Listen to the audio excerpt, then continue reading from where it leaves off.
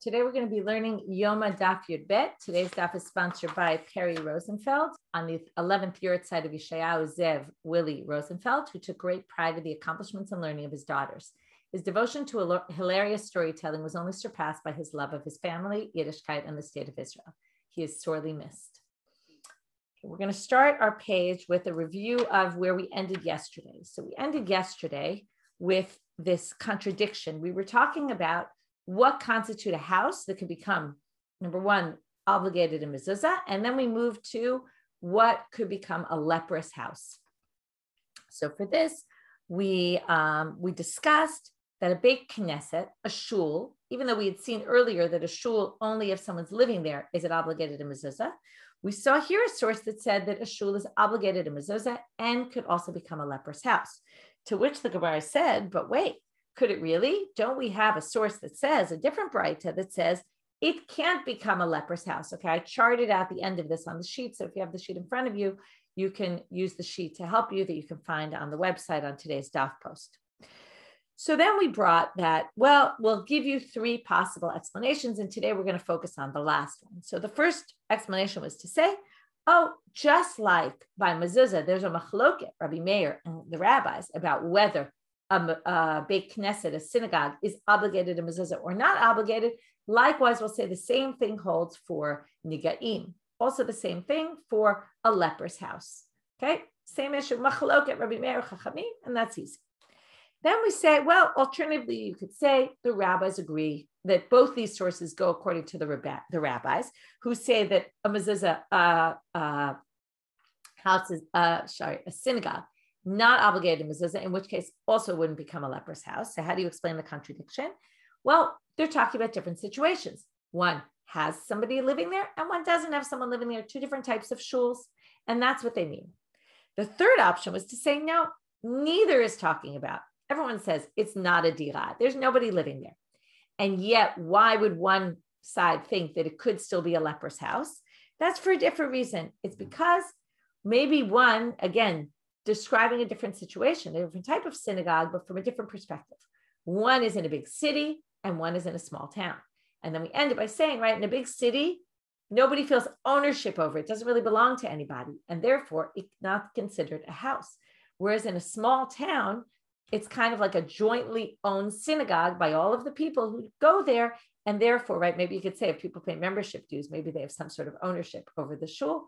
And then, right, at least people definitely feel like they have ownership once they pay membership dues. Whether they do or not is a whole separate question. But the idea being that there's this concept of differences between different types of synagogues. And the issue would be big city versus small town. To which the Gemara is going to ask two questions. Number one, is it really true that big cities, you can't have a leper's house? And then after they resolve that and then get into a bit of a tangent off that, they're going to say, and is it really true that small towns, they are considered owners and it is a leper's house? And they're going to bring a source that seems to say otherwise. In the end, because I'm giving you the structure, just so when we get there later, you'll understand, that question stands. And because of that, they reject this answer. But for now, we're going to ask a question, resolve it on the big city. And then we're going to get to, as I said, to the small town and basically say that that can't be true, the assumption the Gemara just made, and therefore reject answer number 3. Then we're going to move on to a different topic. That's all we're going to do about this. So now, udi krachim emetame b'negaim, are krachim, could they not, really in a big city, you're going to say there's no leprous houses in a synagogue? The Hatanya, doesn't it say in a Braita, achuzatchem, okay, here's a quote from the verse that talks about leprous houses. I'll read you the whole verse. Ki tavo al eretz Canaan asher ani noten lachem la'achuzah. When you get to the land of Israel that I will give you to inherit, we're going to get back to this achuzah word soon. V'natati negat sarat bebeit eretz achuzatchem. And I will put a leprous mark on one of your houses in eretz achuzatchem, in the land, right, in the land where you have acquired this piece of property. So now we're going to darshan this. What does it mean from this?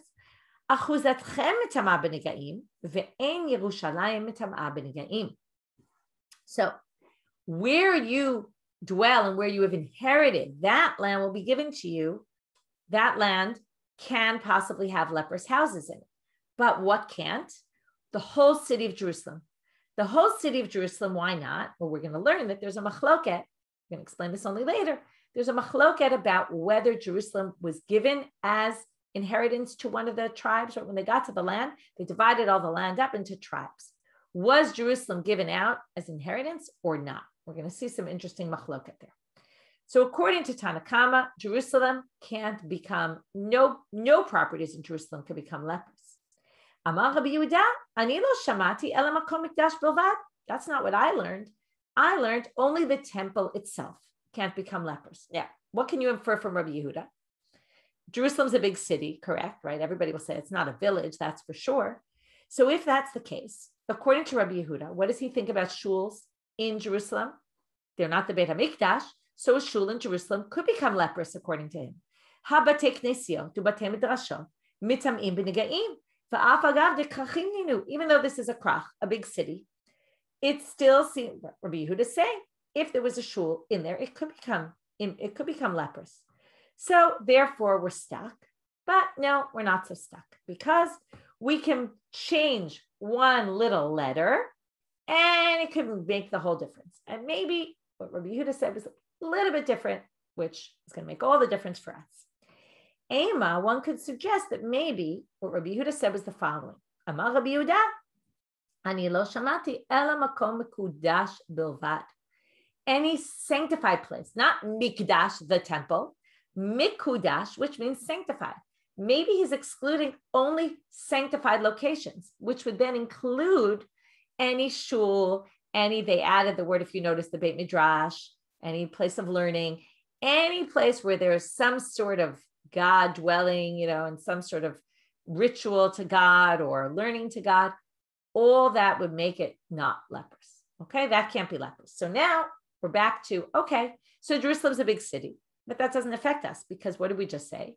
According to Rabbi Yehuda, any shul, synagogue in Jerusalem cannot become leprous. And that fits in with what we said before. So we're good for right now.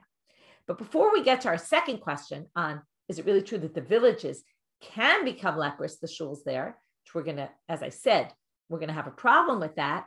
Now we're going to try to understand this machloka between Rabbi Yehuda and the rabbis about whether Jerusalem was given out and therefore places in Jerusalem could become leprous, or was it not given out to any of the tribes and would it not become? So let's see the different opinions here. But my kamiflige. Tanna Kamma savar, what's the root of their machloka? Tanna Kamma holds, Yerushalayim lo nitchalka l'shvatim. It wasn't given out to any particular tribe. Jerusalem, right? It's like we talk about now, Jerusalem, the United City, right? It's owned by many people, right? This is different. This is saying it's owned by all Jews, but basically we're going to say, right, it's owned by everybody, okay? All the shvatim, there's no one who has, or it's owned by nobody, really. Nobody has rights of ownership over Jerusalem, right? This is like a big question nowadays, but again, it's not the same question the Gemara is asking, but we see there's this whole big debate over who owns Jerusalem. It's the same idea where now it's, different people claiming, different nations claiming rights to Jerusalem. You could imagine in those days, all the different tribes wanted to have ownership over Jerusalem because it was the holy city, right? So it's the same concept, because, the arguments that go on now, you can imagine them going on then. Rabbi Yehuda savar Yerushalayim nitchalka l'shvatim. He says, what do you mean? It was, okay, and that's what Becky, you're writing, right? It was we're going to see right now. Of course, it was divided up by the tribes. We're going to see it right now. We're going to see that it was in the tribes of Yehuda and Binyamin, Judah and Benjamin. Ubeplukta dahane t'nai. Okay, so now we're going to see, right? Obviously, Rabbi Yehuda's opinion is the one that we know, because you probably heard, and if you haven't, then, right, but most people think that it was in the area of Binyamin and Yehuda. Even if it's in their area, though, one could still say, even though they got the general area, that kind of they cut out that area, and that area, again, it depends also how you define Jerusalem, by which borders, right? Maybe the borders of where the temple was maybe were more, or what exactly they mean here, but they really seem to mean the whole city. The whole city was not given to any particular tribe. And even if it was somewhat within the borders of their territory, it didn't belong to them. Okay, and we're going to see some halachic details about if it doesn't belong to them, then what's not allowed to be done.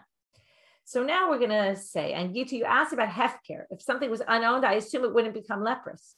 Okay, because it says abayit asher lo, the house that belongs to you, and achuzah, all those seem to indicate it has to have an owner. So now they say here, here's the machloket, Ditanya. Okay, now usually they say, Beplugta Dahane Tnai, and you assume they're going to bring a source that has a debate. That's not what we're going to have here. We're going to have one source that shows one side, and then we're going to bring a different source that shows the other side. So right now we're going to show the side that it was given to the tribes.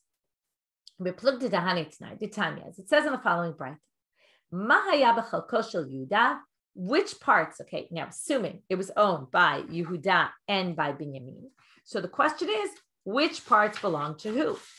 So they say, the Yehuda, he had Harabayit, Halishakot, V'ha'azarot. Okay, what we mean by this, and I'll show you in my picture, what we mean by this is everything, right? The Harabayit, the whole, which isn't really on this map, the Ezrat Yisrael, okay, the Ezrat Nashim with these Lishakot, then the part right before the altar here, okay? Before the altar, we have what's called the Ezrat Yisrael and the Ezrat Kohanim, and then there's the altar. So from there was a line, that all belonged to Yehuda. Now, the tricky part is going to be the next line. Then it says, you would think, okay, from the Mizbeach and in belongs to Binyamin. That's not what it says. It tells us, Uma haya b'chalko shel Binyamin, ulam vehechal ubeit kodshei kodeshim. Okay, now, if you have to jump now, you pass over the whole area where the altar is and where the Beit Mikbachayim, where they would do the slaughtering, and you move now in to the hallway that led to the sanctuary, that led to the Kodesh Kodeshim. That whole area belonged to Binyamin. First of all, how could it be that the border was right in the middle?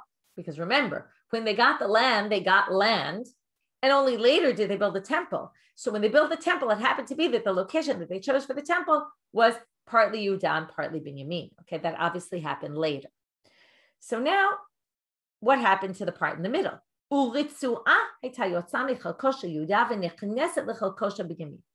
That part in the middle, it was really Binyamin, but there was a strip that went out from the Judah's property and went into, and as they got either part of the altar, all of the altar, there's a bit of difference of opinion about it, but the altar was partially, at least, in Yehuda's property. Okay, they had a strip, right? We all know when you draw borders, they're not always straight lines. And here there was a strip that came out that actually belonged to Yehuda, and they had rights to part of the Mizbeach. Now they're going to tell about this issue. So there was this Ritzuah, Nechneset l'chol kol shel Binyamin, it juts into the part of Binyamin. Within that space, the altar was built. Ubinyamin at Tzaddik, which is a reference to Binyamin, right? Shevet Binyamin, he knew that this was going to happen. He wanted to swallow up that part into his territory. It was like, I'm so close, and how can I not have this altar? So he really, really wanted it. Shneimar, how do we know this? Well, this is going to come from the blessings that Moshe gives in Vizora Bracha at the end of the Torah to the Shvatim. It says, the Binyamin, I'll read you the whole pasuk. Amar Yedid Hashem Yishkon Labetach, Alav Chofef Kol Hayom. He's Chofef Alav. Okay, it says Chofef Alav Kol Hayom. It's Alav Chofef Kol Hayom. Uben Ktefav Shachen. Okay, so Uben Ktefav Shachen, we often say God dwells between his shoulders, meaning the temple, right? God's presence is in this section of Binyamin. But now they're going to connect those two parts. Chofef Alav Kol Hayom means he wants it all the time. Okay, some people say it's like rubbing against, like when you have something bothering you, you rub against it all the time, right? You try to like itch it or something. He's bothered by it all the time. And lefichach, and now they connect. Why did he get the divine presence to dwell in his midst? Because lefichach zacha Binyamin tzaddik benasa ushbischin lagvura. He, the end, became the host to God. Shneimar uben ktefav shachen. It's because he desired it so much. What are they trying to teach you here? That if you desire this closeness to God, you will achieve it, right? Or if you desire something really a lot and you try very hard to get it, you'll get it, okay? That's what happened to Binyamin. Because the reason why they were zoched, that's where the Kodesh Kodeshim in the future was built, was because Binyamin had some sort of prophecy, I guess, and he knew in the future that the Mizbeach wasn't going to be in his property, and he was dying for it to be in his property and really, spent all his days concerned with it. Because of that, he ended up with the Shekhinah in his presence, which could mean one of a few things. It could mean the Kodesh Kodeshim became in his property, which is what we said. Or it could be also the other Mishkans that happened before in Shiloh and the other places where there was a Mishkan were all in Binyamin. So it's also that they were not only Zocha to the Beit HaMikdash, according to some, but the idea is that the Mishkans were all in their territory. And that's because of this. Okay. So now that was a Braita that clearly thinks that Yerushalayim was divided up to the Shvatim, that they did, right? People owned it. Now we're going to see the other Braita. The High Tana Sever Yerushalayim lo nitchalka l'Shvatim. This is going to match the other opinion of Tanna Kama that it wasn't divided up. Ditanya. It says in the following Braita, this is very interesting also. Ein maskirim batim b'Yerushalayim lefi she'ena shalahem. You can't rent out space in Jerusalem because it doesn't belong to you. Okay, what they mean here, they're really talking about when people come on Aliyah L'Regel. Every year, 3 times a year, people would hoard Jerusalem. You're not allowed to rent out your property to the people coming. You know, we're going to get into a bit of a problem here. If you can't rent your property, then you're based, all these people come and they need a place to sleep. And it's just the goodwill of people that will bring them into their homes, but they're not going to make any money off of it. So it's a little bit difficult, right? So, and yeah, as Geet is pointing out, right? We have this going on all the time in Jerusalem nowadays, right? Everybody's always renting out space for the holidays, etc. But in any case, let's talk about this situation of Aliyah L'Regel. People come Aliyah L'Regel and they come to the Beit HaMikdash. They're all in Jerusalem. They need a place to sleep. So according to this, you're not allowed to rent out your space. So what do? You bring people into your house for free, apparently. But we know, right? This is kind of like Shvita year, that all the loans get canceled. But then because of the law that all the loans get canceled, no one's going to loan money anymore because people will just not pay back their loan and the Shemitah year will come and they'll knock off their, right? And they won't get their money back. So they had to institute Pruzbal to basically allow, right, to override the halacha in the Torah that the loans get canceled. Because otherwise same thing here. We're going to see that because they couldn't rent out their space, they came up with a different solution to enable people to want to do this. And the Ritva says, so the people will do it b'sever panim yafot. They'll do it with a smile on their face, right? Maybe otherwise they'll do it because they're forced to do it. But at least if we institute this issue, then they'll at least do it with a smile on their face. So now let's read. So first we're going to hear, number one, you can't rent out houses. Not only houses, which are land and the land isn't divided, but even property that you have, like a bed, you can't even rent out a bed. Okay, I went once to a place where we rented by the bed, and you can't even rent by the bed because when you're renting the bed, you're really renting the space that the bed is in. You're not really renting the bed, you're renting the room that the bed is in, and that's land in Jerusalem. So therefore, he says, though, since you can't rent out beds, we're going to have a bit of a problem. So, lefichach orot kodashim ba'alei ushbiz chanin notlin otam bizroa. When people brought sacrifices on the holiday, they were mostly burnt offerings, but people would get the hides of the offerings. So the hides people would be able, what they said is, if you were a landlord there, even though you're not really a landlord because you don't really own the land, but you let people sleep in your house, you would be able to demand the hides from them by force.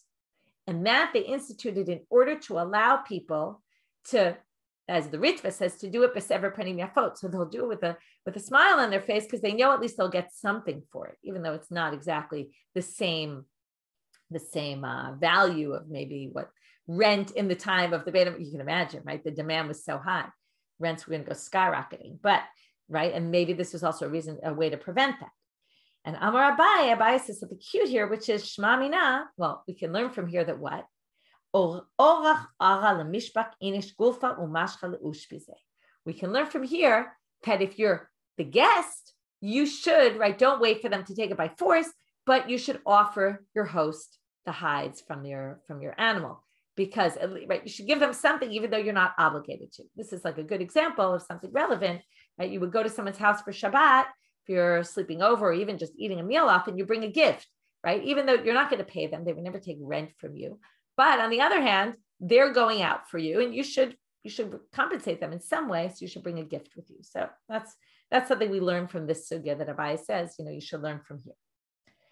It's interesting. Abaye says this. Abaye always, he was poor, and he always has this perspective of, very careful about the money issue and all that. And therefore he's saying, these poor landlords who are basically doing something for nothing, they should be compensated for what they do. Right? Remember, he had a rough life. His parents died. He was an orphan. He often talks about food issues and also financial issues. that was all. We got off on this because we asked about this question about the krachim. Remember the answer they gave to the contradiction between the two sources. The third answer was, it's the difference between a big city and a small village. A small village, the shul is owned by the people, and therefore it'll be a bayit menuga. A big city, it won't be. We asked a question on that. What about Jerusalem? And then we resolved that source. And from that, we got off on a tangent about the machloket between Tanna Kamma and Rabbi Yehuda. There, really, Rabbi Yehuda was the only was the opinion that interested us for our purposes, but in general, we got off on a tangent about this. Now we're going to get back to the kfarim, the small town, the village. Mi matame b'negaim. Could it really become tamei b'negaim? What? If a shul in a village is going to be considered house, really? There could be leprous. Vahatanya. Doesn't it say la achuza? Remember we said, right, that it becomes yours, your property. So first we say la achuza sounds like ad sheich b'shuata. Number one, can't become leprous until it's conquered by the Jews. Okay. Kavshuata v'lo chilku l'shvatim. What if they conquered it, but they haven't yet given it to the shevet, who's the tribe who's supposed to get it? Or chilku l'shvatim. What if they already divided it and was given to a certain shevet, but lo chilku l'beit avot, but they didn't separate it into families, right? Like bigger families.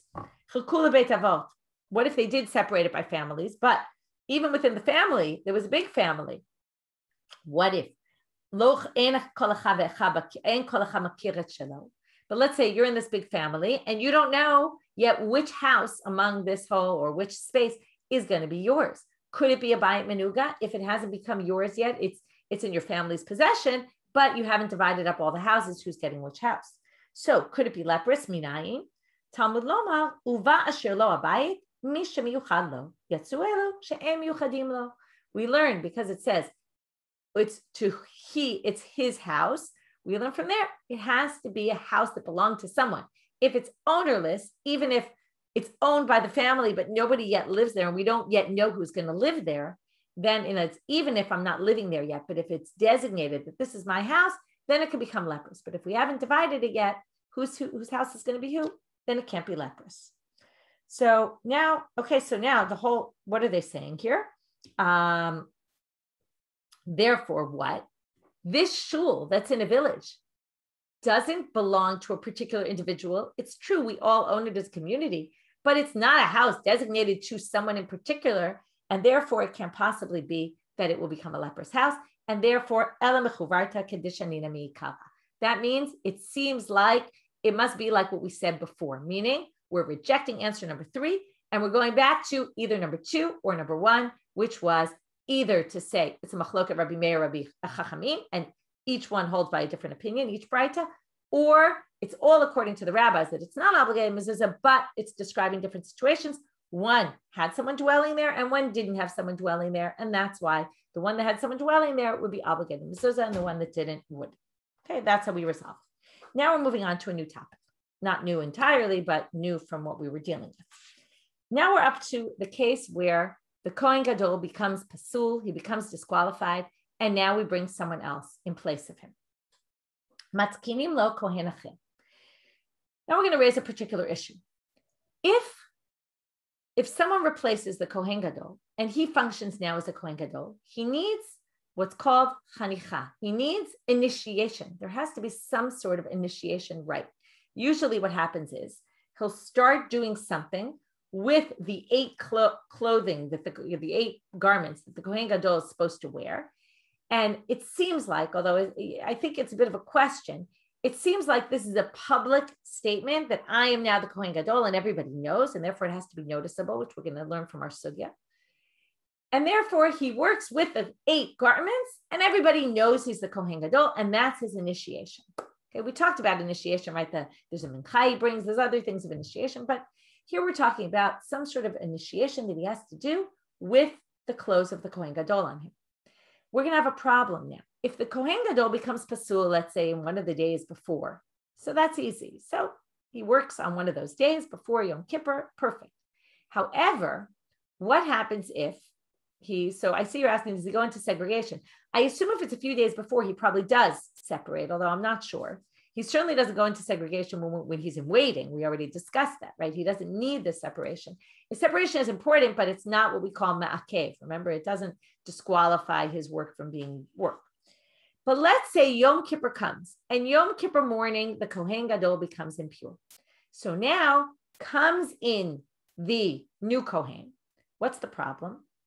What does the Kohen Gadol wear on Yom Kippur when he does the work? He wears clothes that looks just like, or we're going to see how close it looks to what a regular Kohen wears on a regular day. The 4 clothes he wears, we call it Bigdei Lavan. Okay, that's what the Torah talks about. You'll see it in this week's parsha. So he wears the Bigdei Lavan when he does the work of Yom Kippur. So he's not going to have that ability to go and do this initiation with the Shmona Begadim. He's going to look like a regular Kohen. So we're not going to have this moment where everybody says, oh, look, he's functioning as the Kohen Gadol. So what do? So comes the Gemara and they say the following. Well,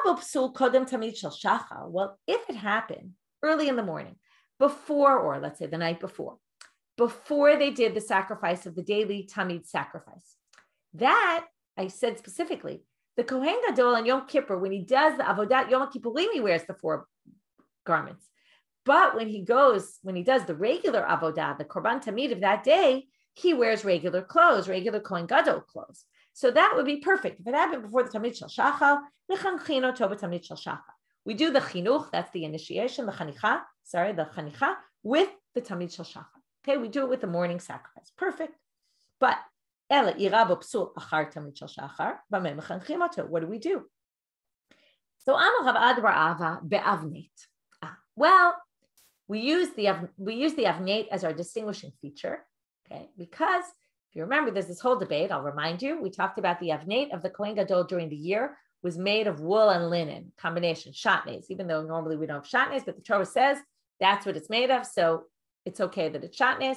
The Gemara is going to call it kilayim, which is mixed breeds. Okay, so kilayim. But the Kohen and then the Kohen Gadol and Yom Kippurim, it also says in the Torah, he wore an avneit of bad, which is just linen. So there's a difference. Okay, that's fine. We understand. That's linen. That's what we're going to call kilayim, shatnez, wool and linen. But it doesn't say in the Torah the avneit that the regular Kohen wears every day. Was it like the one the Kohen Gadol wears on Yom Kippur, or was it like the one that the Kohen Gadol wears during the year? Was it wool and linen together, or was it just linen? So that's going to affect what we're saying here, because remember, we want the Kohen Gadol to stand out. So if he wears the regular clothes of the Kohen Gadol, Kohen Hedyot, a regular Kohen wears every day, he's going to look no different. Because yesterday wasn't the Kohen Gadol, and he never wore the 8 clothing, because this morning he wasn't, the Kohen Gadol was still there when he did the Tamid Shel Shachar. And now comes the time to do Avodat Yom Kippurim. Something happens to the Kohen Gadol. He comes in and, so I'll point out, it was colorful, the avneit of the Kohen Gadol throughout the year. It had all the mix of the Tolat, Shani, Shesh, V'Yizim, all those colors mixed in, as opposed to this one, which was just a white sash. So now the issue is,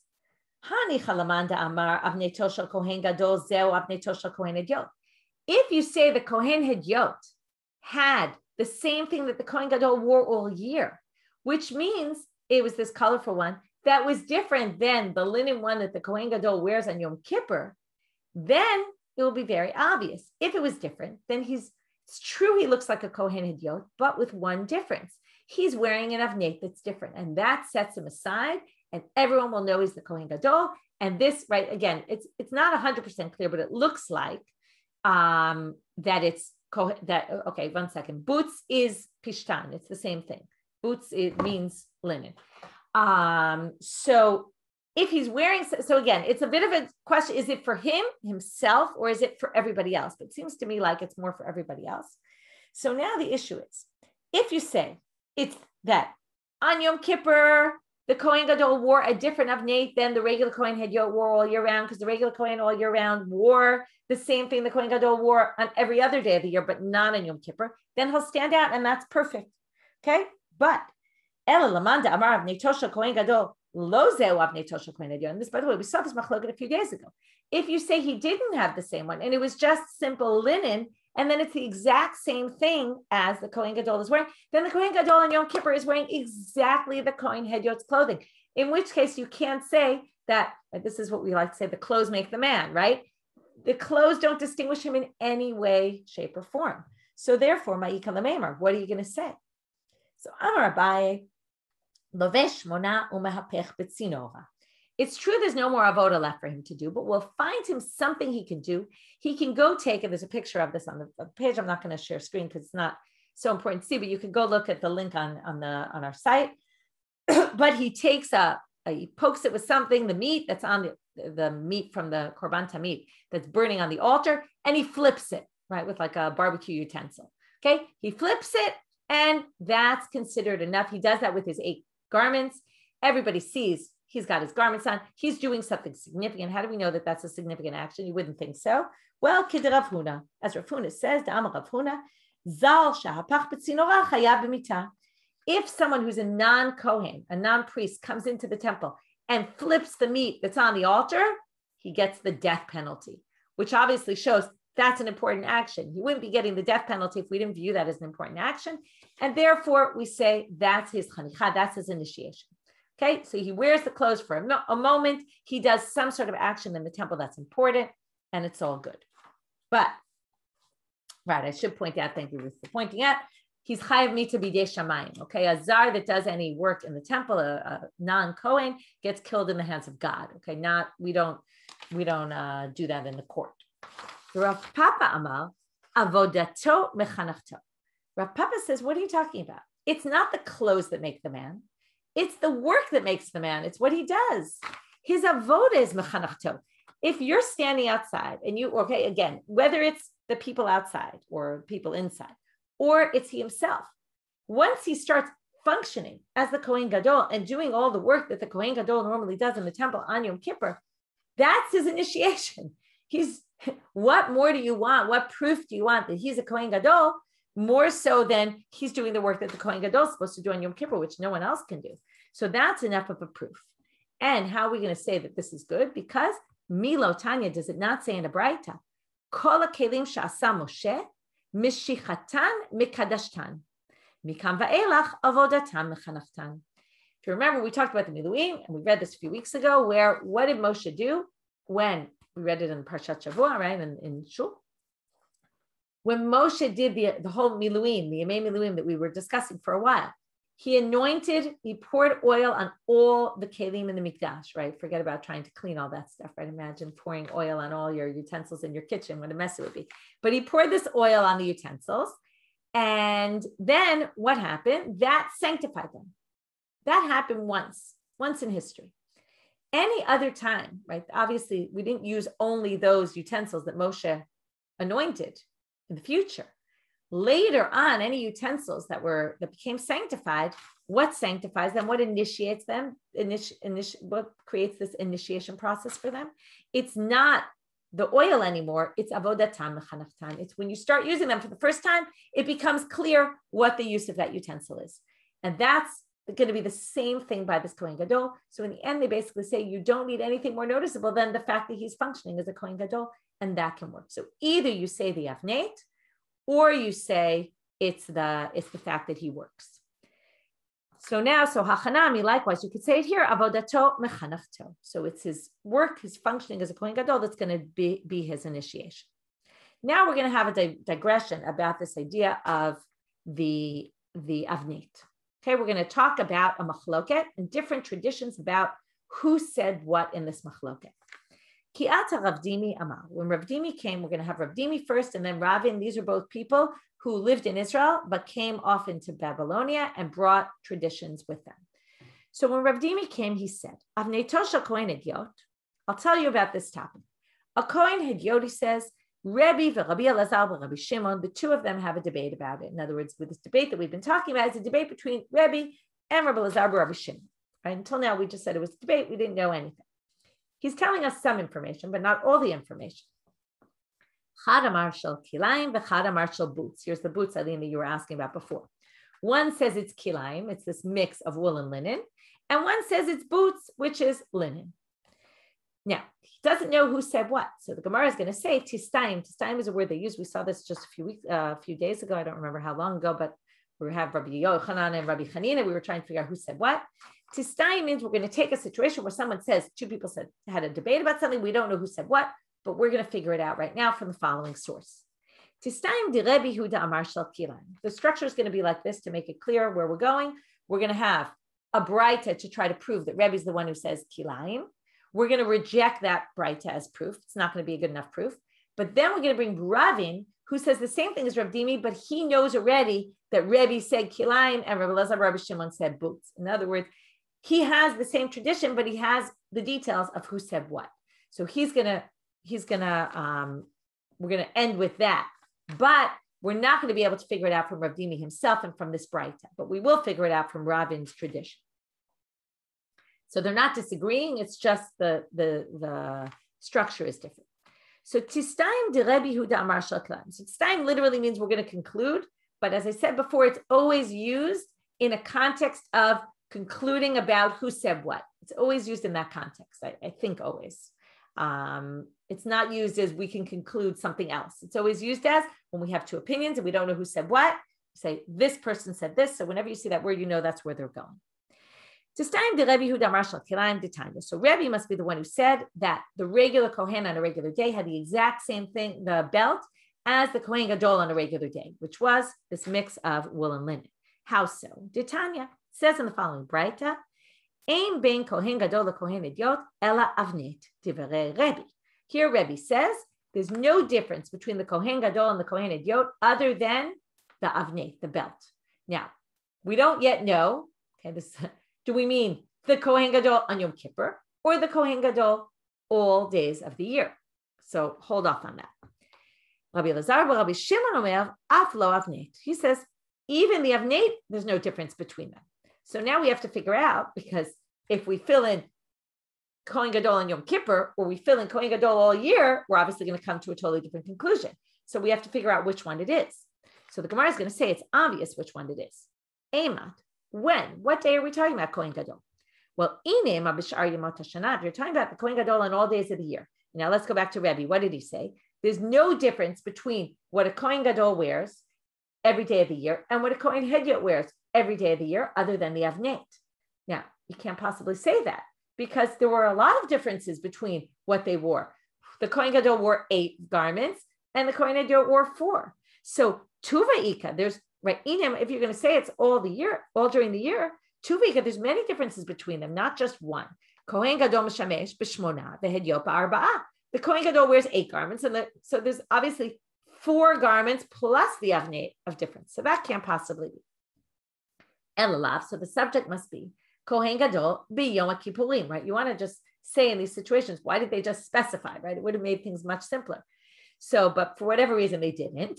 So he says it must be the Kohen Gadol and Yom Kippurim. And then what are we saying? There's no difference between the Kohen Gadol and the Kohen Idiot on Yom Kippurim, meaning the Kohen Gadol and Yom Kippurim wears 4 garments. The Kohen Idiot wears 4 garments. The only difference between them is the avnet. If that's Rebbe, then what is Rebbe saying? If the avnet is different, again, we know the Kohen Gadol and Yom Kippur wore linen, which means that the Kohen Hedyot during the year wore kilayim. He didn't wear linen. He wore wool and linen mixed together, because that's exactly what Rebbe said. The only difference between them is the avnet, which means he had a different type of avnet. So therefore, we can conclude that Rebbe is the one who says shel kilayim, and it must be Rabbi Elazar, Rabbi Shimon says shel boots. But Amrei, they say, no, that's not a good proof. Lo la'olam b'shari yemot hashana u'mahanach teshavim. What do you mean? Ein bein means there's no difference between them when you're looking from a particular lens. If you're looking at, okay, the Kohen Gadol wore 8 garments, the Kohen Hedyot wore 4 on a regular day, right? Let's assume we're talking about a regular day because that's what they're trying to say.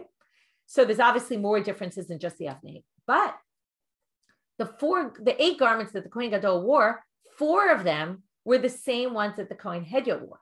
And what they want to say is that of the 4 that were similar, they were exactly identical to the ones the Kohen, and it's of the 4 of the 8, forget about the 4 that only the Kohen Gadol has, like the tzitz and the other things that we write, the ephod, the choshen. Those, of course, are different, but of the 4 that he wore that were identical to the Kohen Hedyot, they were identical, other than the avnet, which was different, which then shows that you could say that Rebbe says the avnet on the regular day of a regular Kohen was linen, and it differed from what the Kohen Gadol wore every day, which was this colorful wool and linen mixture. So therefore, you can't conclude from that source anything, and we don't really know what Rebbe said. But as I told you before, we're now going to have Ravin's tradition, which is going to show exactly what he held. Ki ata Ravin Amar, when Ravin came, he said the following: Avnei Tosha Kohen Gadol b'Yom HaKippurim, Divrei HaKol Shabutz. Again, this is just repeating what we said, what we already know. Everyone agrees it was linen, the one on the Kohen Gadol wore on Yom Kippur. Bishar Yemot HaShana Divrei HaKol Shel Kilayim. And as everybody knew what the Kohen Gadol's clothes were, right, what his belt looked like, both on Yom Kippur and during the year, they were obviously different. Lo nechleku ela b'avnei tosha kohen idiot, bein b'shar Yemot HaShana, bein b'Yom Kippurim. They're just telling you, even though it's obvious, but the Kohen idiot obviously doesn't wear different clothes on Yom Kippur. There'd be no reason. So anyway, the avnei of the Kohen idiot, any day of the year, that's where we have a machloket. And here we're going to see who says what. Sherebi omer shel kilayim, exactly as we tried to suggest before in Rav Dimi. You probably are thinking they probably tried to suggest that because they probably heard somewhere. They knew that that was probably the right answer, even though they couldn't prove it. But Rebbe says it was kilayim. It was the semer and fishin, different from what the Kohen Gadol wore on Yom Kippur. Rabbi Lazar, Rabbi Shimon omer shel boots. He says it was identical to the one the Kohen Gadol wore on Yom Kippur, right? Which gets us back to what we were talking about earlier. And Amar Rav Nachman bar Yitzchak af ana nami tanina. He's going to say, I'm also going to prove that Rebbe is the one who holds that it was kilayim, because it says in the following source, Tanaitic source, al bisaro. Okay, this is where it says what the Kohen Gadol is supposed to wear. Okay, this is general. A regular Kohen. This is talking about a Kohen who sweeps the ashes from. Okay, there was the first action they did in the morning in the temple was one Kohen went. He swept the ashes from the Mizbeach from the previous day, and he puts them, because remember, they would leave things on the altar burning all night. So he would take the pile of ashes, and it says, V'samo etzel HaMizbeach, he would put it near the Mizbeach. We'll definitely learn more about this further into Shas, about the Trumat Adeshen, it's called. But now we're going to learn that it says, what is the Kohen supposed to wear when he does this action? So it says in Vayikra Perek Vav, Pasuk Gimel, V'lavash HaKohen mido bad, he wears his cloak of bad, that's his ktonet. Umichnese bad yobash al basaro, and he wears michnese bad on his flesh. Now something's weird about this. It starts off with vilavash, and then it says yilbash. Right? The Kohen wears, and his pants he'll wear. But you don't need that twice. So matam alomar yilbash. Why does it say also yilbash? And notice it only said two articles of clothing. So they say, oh, Yilbash is coming to add. Well, obviously he wears other clothing too. Yilbat lavi mitznefet v'avnet laharamat hadeshen. It's to teach you that when you do the Trumat Hadeshen, you also have to wear all four garments. Divrei Rabbi Yehuda. That's Rabbi Yehuda. His opinion is not going to really interest us right now. It's Rabbi Dosa who does. Rabbi Dosa omer lahavi bigdei kohen gadol b'yom kippurim she'en ksherin lekohen idiot. It's adding this extra Yilbash, which is to teach us he can even wear, what else can he wear besides his regular clothes? He can take clothes that were once previously worn by a Kohen Gadol in Yom Kippur, and he can wear them on a regular day when he's doing the Trumat Hadeshen, which obviously shows what? That he thought that those clothes must have been exactly the same. Otherwise, he couldn't be wearing them. We're going to see this whole machloket about this. So Rebbe responds, and now we're getting to Rebbe, which is why we brought the source. We want to know what Rebbe holds about the avnei of the Kohen Idiot on a regular day. Rebbe Yomer, I got two problems with what you're saying. Number one, the one he wore on Yom Kippur was linen. The one the regular Kohen wears is linen and wool together. It's not the same. What do you see here? Rebbe holds it was kilayim. Okay, so that proves what we wanted to prove. But in any case, we're going to continue. And furthermore, does it make any sense that you would take clothes that were worn on Yom Kippur for the Kohen Gadol who went into Kodesh Kodeshim, and now you're going to lower the level of Kedusha and use them for a regular Kohen on a regular day? Doesn't make any sense.